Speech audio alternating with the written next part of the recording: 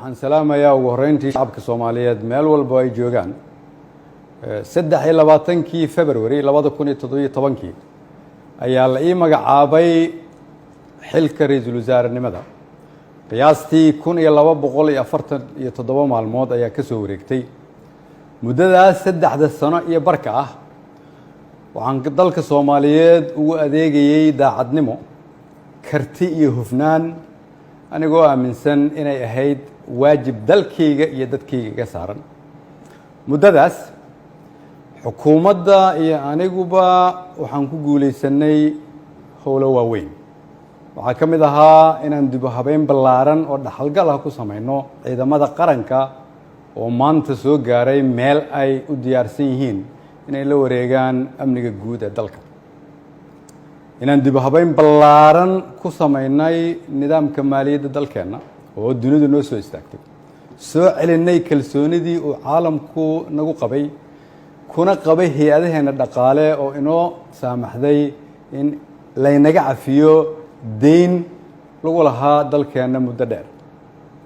dadaalkaasi waxa uu ku dhacay soo jeed iyo iyadoo la geliyey wakhti badan waxaan la dagaalanay musuqmaasuqa waxaan gudbinay shuruucdii ugu badnaa ee xukuumadda ay gudbiso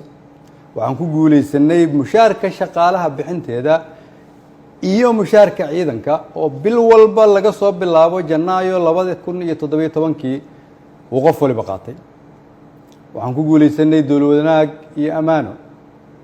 waxaan ku guuleysanay annagoo dib u soo nooleynay sharaftii ummadda Soomaaliyeed si loo ilaaliyo dhammaan guulahaas ay xukuumadda iyo shacabka Soomaaliyeed gaareen dhammaan shacabka Soomaaliyeed oo qayb ka ahaa rabana in la sii joogteeyo waxaa lagama maarmaan ah ilaalinta nidaamka awood isku wareejinta dalka oo si dimuqraadi ah u dhacda anigoo gudanaya waajibka arrinkaas iga saaran ayaan xukuumadda faray inay ka shaqeyso in dalku aado doorasho lagana fogaado muddo kororsi oo dhalin kara khalkhal siyaasadeed mid amni iyo mid dhaqaale waxaan ka shaqeynay isu keenidda dowlad goboleedyada iyo dowladda federaalka isugu keenay magaalada Dhuusamareeb si go'aan loo dhan yahay looga gaaro doorashada hadda dalka ku soo fool leh waxaan isku raacnay in la isku soo laabto 15 Agoosto si loo dhammaystiro geedi socodka doorashooyinka dalka inkasta oo kulamadii Dhuusamareeb horumar fiican laga sameeyay haddana waxaa muuqata in weli uu socdo fikirkii ku aadanaa muddo kororsiga oo salka ku hayay wixii maanta ka dhacay golaha shacabka fikirkaas oo aan mar hore ka digay oo aan aaminsanahay inuu keeni karo khalkhal siyaasadeed dalkana dib u celin karo ayaan waxaan mar kale xasuusinayaa ummadda Soomaaliyeed in dalka 4 sano mar ay doorasho ka dhacdo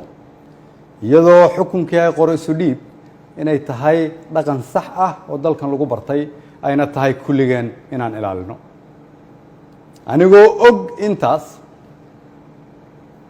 anigoo og in wixii maanta golaha shacabka ka dhacay ay ahaayeen sharci darro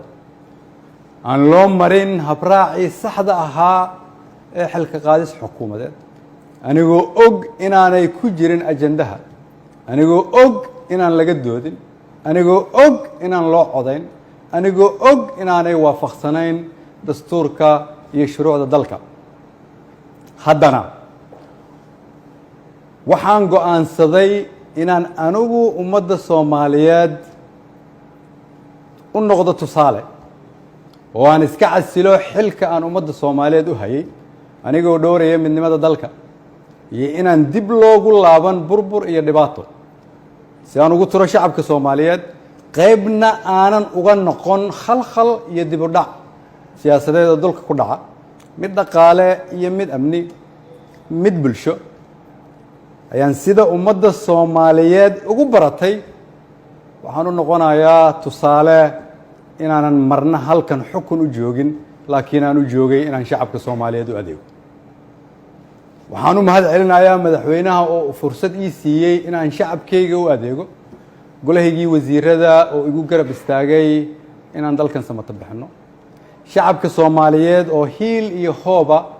ila garab taagnaa iina ogolaaday inaan soo hor istaago oo aan u shaqeeyo mar walbana garabkayga taagnaa iina hiiliyey waxaan u mahadcelinayaa saaxiibada Soomaaliya oo xilliyo adag iyaguna na soo garab istaagay ummadda Soomaaliyeed waxaan u rajaynayaa barwaaqo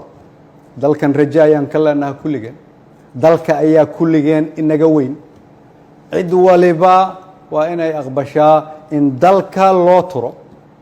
maanta waa maalinteydii aniga ayaa u turay dalka shacabka Soomaaliyeed meel walba ay joogaan waxaan leeyahay waxaan idinkuga adeegay awooddii ugu sarreysay oo aan awoodo haddii ay wax iga khaldameen waxaan idin weydiinayaa inaad cafisaan